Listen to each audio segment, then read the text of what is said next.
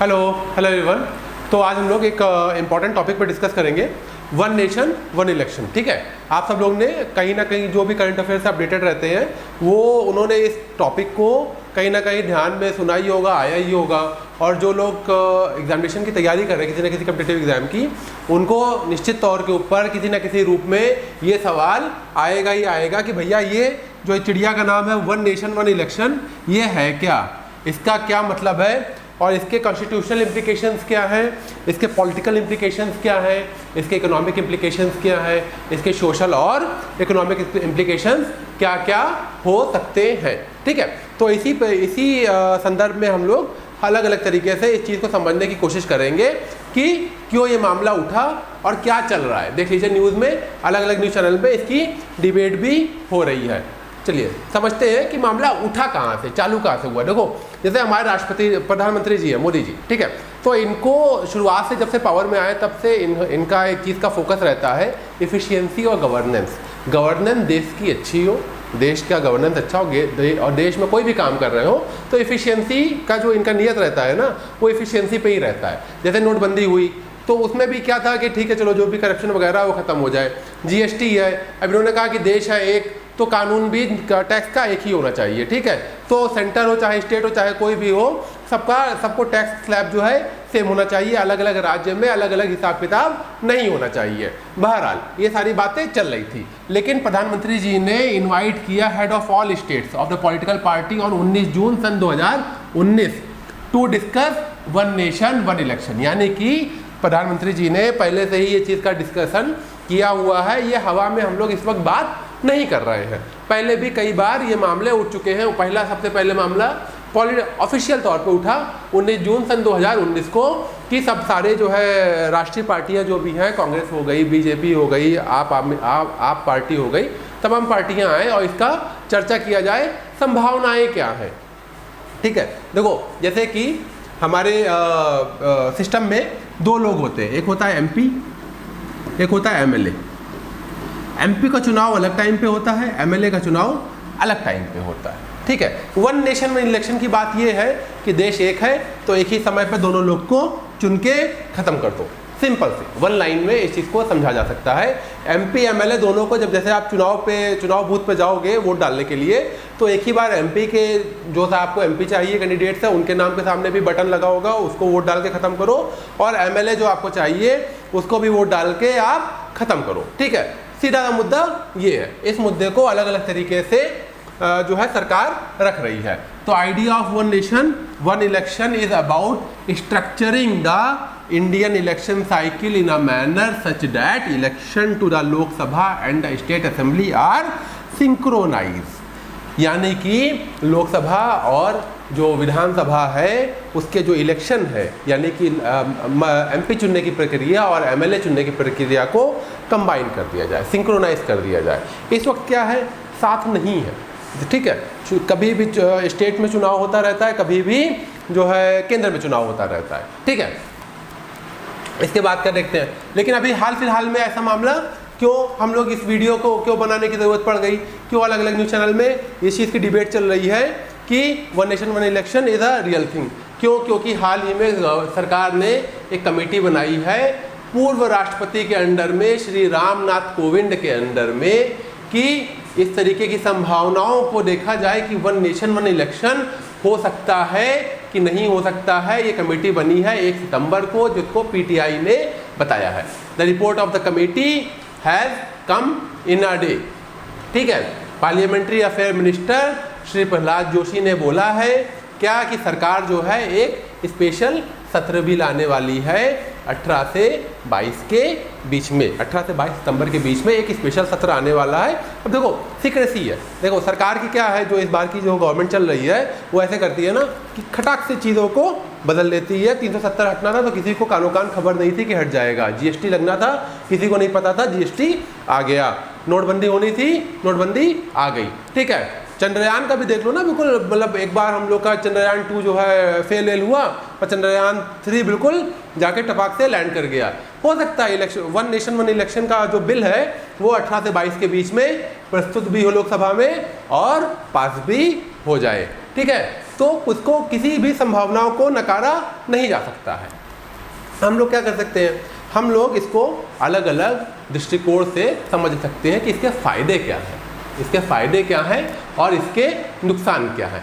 Pros मतलब होता है फ़ायदे और कॉन्स मतलब होता है नुकसान। अगर आपके समय में एक साथ मान लो चुनाव होता है, MLA का भी और MP का, तो उसके फ़ायदे क्या क्या संभावनाएं हैं कि हो सकती है। क्या संभावनाएं हैं?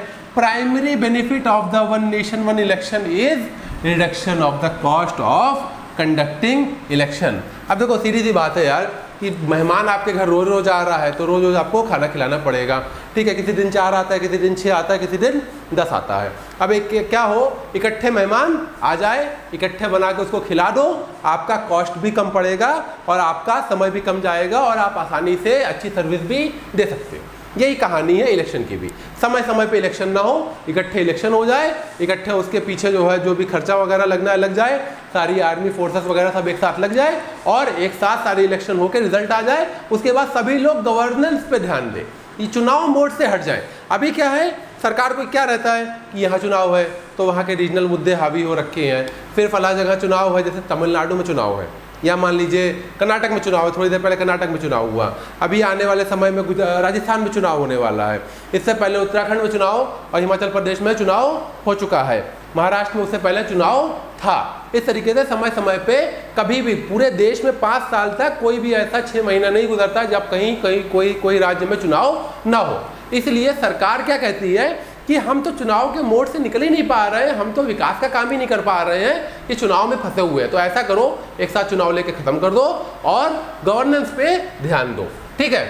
It require a huge amount of financial resources, बड़ा पैसा लगता है बार बार चुनाव कराने में, which have simultaneous election would ease the burden of administration and security forces। Security forces के ऊपर जो बर्डन है, अब देखो जैसे हर जगह अलग अलग समय पर चुनाव रहता है तो सिक्योरिटी फोर्सेस का भी बड़े लेवल पे डिप्लॉयमेंट होता है, ठीक है। वो which otherwise are engage in the multiple roles in the election duties, तमाम तरीके की सिक्योरिटी फोर्सेस भी अलग अलग तरीके के इलेक्शन रोल्स में फंसी रहती है, ठीक है। As per report with implementation of one nation one election the government can focus more on governance rather than being in the election mode which often hamper the policy implementation, ठीक है। जो policy formulation और policy implementation में बड़ा समय लगता है। देखो जैसे चुनाव हो रहा है तो आपके एरिया के जितने टीचर्स वगैरह हैं, जितने आपके एरिया के आंगनबाड़ी आशा ANM वगैरह हैं, इन सब लोग का सरकार मदद लेती है इम्प्लीमेंट करने के लिए, इलेक्शन को कंडक्ट कराने के लिए, ठीक है। अब हर वक्त चुनाव चल रहा है तो इनका भी कंटिन्यूस इंगेजमेंट इलेक्शन में लगा रहता है। इनके साथ भी क्या है, 5 साल में कुछ समय के लिए ये लोग अपना टाइम लगाएंगे और काम खत्म कर देंगे, उसके बाद अपने गवर्नेंस के काम में लग जाएंगे। According to the law commission we increase the voter turnout. Law commission ये भी कहता है कि जब चुनाव इस तरीके से होगा तो जैसे मान लीजिए कई भारतीय विदेश में रह रहे हैं, वो क्या है, वो एक बार आएंगे, अपनी अगर ट्रिप प्लान कर रहे हैं इंडिया में तो एक ही टाइम पे आएंगे और वोट देके जा सकते हैं, उनका वोट भी खराब नहीं होगा। जो देसी लोग भी हैं, जो लोग रह रहे हैं, उनके अंदर भी ये रहेगा चलो भाई 5 साल में एक ही बार का तो बात है, चुनाव में वोट दिया जाए, बार बार का तो हर बार तो ऐसा मौका नहीं आएगा। तो इससे क्या है कि ओवरऑल वोटर्स का जो टर्नआउट है, ठीक है, जितने जैसे क्या है अभी 60 से 65% के बीच में टोटल वोटर टर्नआउट रहता है। तो इससे क्या इलेक्शन कमीशन कहता है कि और भी ज़्यादा लोग आ जाएंगे, टोटल अपना वोट कास्ट करने के लिए इंक्रीज हो जाएगा, ठीक है। ये हम लोग ने देख लिया मोटा मोटी बेनिफिट। सबसे मोटा बेनिफिट क्या है कि सरकार को टाइम मिलेगा गवर्नेंस पे ध्यान देने के लिए, पैसा कम लगेगा, फाइनेंशियल कॉस्ट कम होगी, ठीक है, और वोटर टर्नआउट ज़्यादा होगा। बुराइयाँ देख लेते हैं, कॉन्स भी है, जैसे हर चीज़ का पहलू होता है, पॉजिटिव है तो निगेटिव भी होगा ही, ठीक है। सांस लेने का क्या निगेटिव है, ठीक है, सांस लेने का देखो पॉजिटिव ये है कि ऑक्सीजन जा रही है अंदर तो आप जीवित हो। निगेटिव क्या है कि गिनती की सांसें हैं, कम हो रही है, मर जाओगे एक दिन, ठीक है, फालतू की बात हो गई बीच में। चलो कॉन्स क्या है वन नेशन वन इलेक्शन का, to implement one nation one election. देखो सबसे पहला तो क्या है, सबसे पहला प्रॉब्लम पता है आपको क्या है वन नेशन वन इलेक्शन का सबसे बड़ा जो ड्रॉबैक है यार। देखो डेमोक्रेसी में क्या है, हमारा देश का है डेमोक्रेसी, दुनिया की सबसे बड़ी डेमोक्रेसी है। सबसे पुरानी डेमोक्रेसी दुनिया की है अमेरिका और सबसे बड़ी डेमोक्रेसी है भारत। कोई भी चीज़ भारत में, कोई भी चीज़ किसी भी तरीके की कॉस्ट, पैसा या एनर्जी हमारे डेमोक्रेसी के संविधान, डेमोक्रेसी के जो आइडियोलॉजी है उससे ऊपर नहीं हो सकती है। गवर्नेंस की भी बात करो आप, फाइनेंस की भी बात करो, कुछ भी बात करो, सबसे बड़ा क्या है? डेमोक्रेसी है। Election is like a festival. 5 साल में अगर आपकी ईद और दिवाली एक बार आए तो आपको मज़ा आएगा, या हर साल में ईद और दिवाली आएगी तो मज़ा आएगा, ठीक है। Election is like a festival, election is like a dance of democracy, ठीक है। तो 5 साल में अगर एक बार ईद और दिवाली आएगी तो आपको अच्छा लगेगा, कि हर साल ईद और दिवाली आएगी तो अच्छा लगेगा। मौका मिलता है, सरकार अकाउंटेबल रहती है, चुनाव होता रहता है तो सरकार जवाबदेह रहती है। यूपी का चुनाव था तो देखिए सरकार ने तीनों किसान के बिल वापस ले लिए। जब तक चुनाव नहीं हुआ था तब तक तीनों किसान के लिए बिल जो निकले थे, जिसका बड़ा घंघोर विरोध हुआ था, ठीक है, वो बिल एज इट इज पड़े हुए थे। लेकिन यूपी का चुनाव था, यूपी के किसानों ने विरोध किया, ठीक है, इन्होंने बिल वापस लेने पड़े। ये डेमोक्रेसी की सबसे बड़ी ताकत है। आप समझिए इस चीज़ को। अगर 5 साल में एक बार सरकार चुनाव कर देती, उसके बाद बिल ले आती, 4 साल में तो इम्प्लीमेंट करा ही ले जाएगी, ठीक है। तो क्या होता है, चुनाव में पैसा ऐसा खर्च करना बड़ी चीज़ नहीं है, ठीक है। सरकार इतनी बड़ी है, इतना लाखों करोड़ों का टैक्स आ रहा है, ठीक है। तो ना आर्मी की कमी है, ना पैसे की कमी है। सबसे बड़ा इम्पोर्टेंट क्या है कि लोकतंत्र बचा रहे, और लोकतंत्र की जान जो है वो है इलेक्शन। तो इलेक्शन को अगर आप रोक दोगे तो सांसें रुक जाएगी डेमोक्रेसी की। आप ये कह रहे हो कि 5 साल में बस एक ही बार सांस लो और उसके बाद सांस रोक के बैठे रहो, फिर अगली बार 5 साल में फिर से सांस लेना और फिर सांस रोक के बैठे रहना। लोकतंत्र कहाँ चला गया? लोग इलेक्शन भूल जाएंगे, वोट देना भूल जाएंगे, इलेक्शन की बात नहीं होगी 5-5 साल तक। कहीं ये भी खतरा है कि कहीं लोकतंत्र से राजतंत्र में लोग देश ना कन्वर्ट हो जाए। ये बहुत एक बड़ा खतरा है। अगर आप वन नेशन वन इलेक्शन के बारे में बहुत गहराई से सोचिएगा तो ये एक चोट है डेमोक्रेसी के ऊपर में, ठीक है। मैं पूरी तरीके से तो नहीं कहूँगा कि एंटी डेमोक्रेटिक है, क्योंकि ये बहुत ही हार्श टर्म हो जाएगा, लेकिन ये एक डेमोक्रेसी के ऊपर आघात है, चोट है, ठीक है। आपको समझिए इस चीज़ को, सीधी सी बात है। डेमोक्रेसी क्या करती है? सरकारों को it keep government on the toes, अपने टखनों पे रखती है। कैसे? कहीं भी चुनाव है तो आपकी जवाबदेही तो होगी ही होगी, आपको इलेक्शन में जवाब देना ही पड़ेगा आम जनता को, आम पब्लिक को, ठीक है। तो सबसे बड़ा बेनिफिट ये है, it will require the constitution and other legal framework. और कॉन्स्टिट्यूशन में भी बदलाव करने पड़ेंगे। अभी मैं इसके बाद में वही चीज़ पे आऊँगा कि अगर इम्प्लीमेंट करने पे आ ही जाए मोदी जी तो करने को तो क्या नहीं कर सकते हैं, लेकिन क्या क्या बदलना पड़ेगा उसके ऊपर भी हम लोग आएंगे। One nation one election would need a constitutional amendment. संविधान में बहुत ढेर सारे संशोधन करने पड़ जाएंगे अगर आपको one nation one election implement करना है, ठीक है। And then it would need to take the state assemblies. Now concept having taken place 4 times, ऐसा नहीं है कि देश में वन नेशन वन इलेक्शन नहीं हुआ है। जब आज़ादी मिली थी तो विधानसभा और लोकसभा का चुनाव एक साथ हुआ था। 4 बार ऐसा हो चुका है, 1950 और 1960 के दशक की बात है। लेकिन तब तक lot of water have phloem, बहुत समय गुजर चुका है।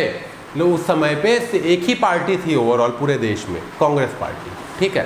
आज का समय बहुत बदल गया है, आज की जनता की जागरूकता का लेवल बहुत बदल गया है, लिटरेसी का लेवल बढ़ गया है, मीडिया का रोल इंक्रीज हो गया है, सोशल मीडिया अपने चरम स्तर पे लोगों के घरों दिमागों पे हावी हो चुका है, ठीक है। तो 1950-1960 के दशक का मामला अलग था, कम स्टेट थे उस टाइम पे, बहुत ढेर सारे स्टेट बने भी नहीं थे, 15-16 स्टेट टोटल उस वक्त थे, और तो पॉपुलेशन भी हमारी कम थी। आज का हालात अलग है। There is a worry that regional issues might get overshadowed by the national issues. 2 तरीके के मुद्दे अलग अलग होते हैं। जैसे मान लीजिए कोई ट्राइबल स्टेट है, ठीक है, लेकिन अगर लोकसभा का चुनाव हो रहा है तो ट्राइबल मुद्दों को उतना ध्यान नहीं दिया जाएगा। गुजरात स्टेट के मुद्दे अलग होंगे, राजस्थान स्टेट के मुद्दे अलग होंगे, आसाम के मुद्दे अलग होंगे, मेघालय मणिपुर के मुद्दे अलग होंगे। लेकिन अगर इन मुद्दों को सबको एक साथ ले लिया जाए और राष्ट्रीय मुद्दे की बात करने लगी जाए तो रीजनल जो इश्यूज हैं वो कहीं ना कहीं राष्ट्रीय इशू के पीछे छूट जाएंगे। राष्ट्रीय इश्यूज़ के ऊपर ज़्यादा ध्यान दिया जाने लगेगा और जो रीजनल इश्यूज़ हैं आपके उन पे उतना ज़्यादा ध्यान नहीं आकर्षण हो पाएगा। ठीक है। इस वजह से जो लोग सरकारों में जीत के आएंगे वो रीजनल लेवल पे जीत के आएंगे, लेकिन मुद्दे होंगे नेशनल। ठीक है। तो गलत चुनाव कहीं ना कहीं हो जाएगा इस चीज़ का। आप समझिए इस चीज़ को कि आपके घर के बगल के गली का मामला है कि गली नहीं बन रही, सड़क नहीं बन रही है आपके एरिया की। अब ये नेशनल इश्यूज़ की बात हो गई कि भारत पाकिस्तान की सीमा के ऊपर बहुत अच्छा इंफ्रास्ट्रक्चर बन गया। ठीक है यार, वो बात अलग है, हमारा वो ज़रूरी है, नो डाउट वो बहुत ज़रूरी है, लेकिन घर की सड़क भी तो ज़रूरी है। वो तो हमारे एरिया का विधायक देखेगा, उसको वोट तो इस मुद्दे पे मिलना चाहिए, लेकिन वो भी आएगा चुनाव वोट मांगने तो कहेगा भैया देखो हमने इंडिया पाकिस्तान बॉर्डर पे बहुत बढ़िया सड़क और बहुत बढ़िया फेंसिंग कर दी है और बढ़िया इंफ्रारेड वाले कैमरे लगवा दिए हैं। ठीक है, आपके घर की सड़क तो बनती रहेगी। तो रीजनल मुद्दे पीछे हो जाएंगे और नेशनल मुद्दे आगे हो जाएंगे। ठीक है। Agreement among all political parties is a significant hurdle as well as opposition parties have opposed the one nation one election. देखिए अभी क्या है, दूसरा पॉइंट क्या है कि सरकार ने तो बोला है ये चीज़ कि वन नेशन वन इलेक्शन होना चाहिए, लेकिन रीजनल पार्टीज इसको फेवर नहीं कर रही हैं। ठीक है, तो उनका भी फेवर करना बहुत ज़रूरी है। उसके बाद जो है देखिए, आइए देख लेते हैं हम लोग क्या क्या ऐसे आर्टिकल्स हैं, कॉन्स्टिट्यूशनल आर्टिकल्स, जिनको बदलना अनिवार्य है अगर आप एक देश एक चुनाव कराने की इच्छा रखते हैं। ठीक है, सबसे पहला आर्टिकल है आर्टिकल 83। आर्टिकल 83 संविधान का है। क्या कहता है कि लोकसभा का जो सत्र है वो 5 साल का होना चाहिए फ्रॉम इट्स फर्स्ट सिटिंग, यानी कि लोकसभा आपकी, जैसे अब मान लो लोकसभा इस बार 5 साल कब कंप्लीट हो रहा है, करीब करीब मई में कंप्लीट हो रहा है, लेकिन सरकार की मंशा क्या है और पहले ही लोकसभा को भंग कर दिया जाए और चुनाव करवा लिया जाए। लेकिन ये आर्टिकल उसमें व्यवधान पड़ेगा, बाधा करेगा। ये आर्टिकल कहता है कि 5 साल से पहले आप लोकसभा को भंग नहीं कर सकते हो, चाहे कोई भी हालात क्यों ना हो। यानी कि अगर आप पार्टी पावर में हो, बोला ऐसा नहीं है कि आप भंग नहीं कर सकते हो, अगर आप पावर में हो तो आप भंग नहीं कर सकते हो।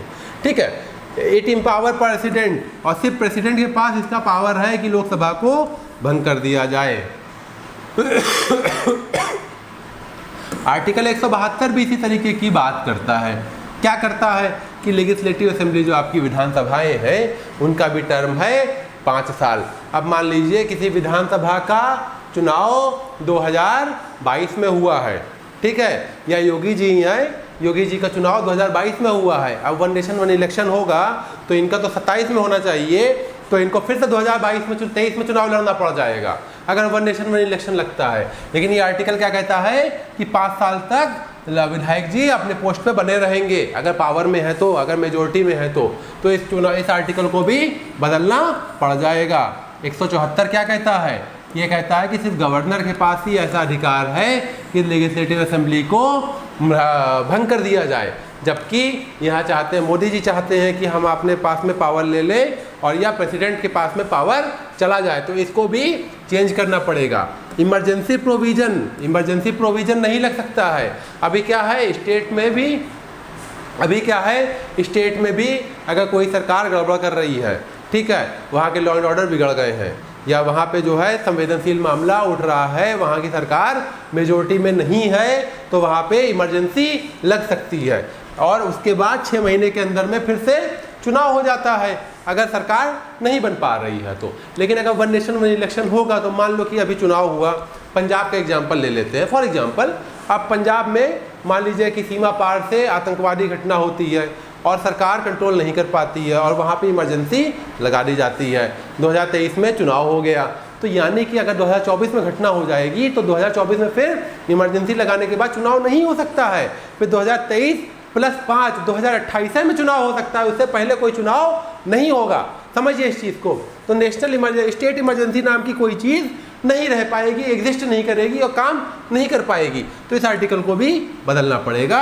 ये मेन आर्टिकल है, यानी कि अच्छा खासा एक संविधान का एक अच्छा खासा हिस्से को चेंज करना पड़ेगा अगर आपको ये अपना मंशा लगानी है वन नेशन वन इलेक्शन की। देखिए आम आदमी की राय का बहुत ज़्यादा महत्व इस वक्त है भी और नहीं भी है, ठीक है। तो हम लोग अपनी राय का कोई ऐसा तरीका नहीं है जिसको जता सके, बता सके या उसके ऊपर वोटिंग दे सके। Voting one nation one election की तो तभी होगी जब चुनाव हो और लोग सरकार के विरोध में वोट दें, ठीक है। बहरहाल इस चीज़ को कोई तरीका नहीं है कहने का, लेकिन अगर वन नेशन वन इलेक्शन लगेगा तो दो चीज़ें आप ध्यान में रखिए। गवर्नेंस का फ़ायदा है लेकिन डेमोक्रेसी का नुकसान, मोटी मोटी इस बात को आप ध्यान में रखिए। और कॉन्सेप्ट क्या है, एमएलए साहब और एमपी साहब, विधायक जी और सांसद जी दोनों का चुनाव साथ में कराने की मंशा है, ठीक है।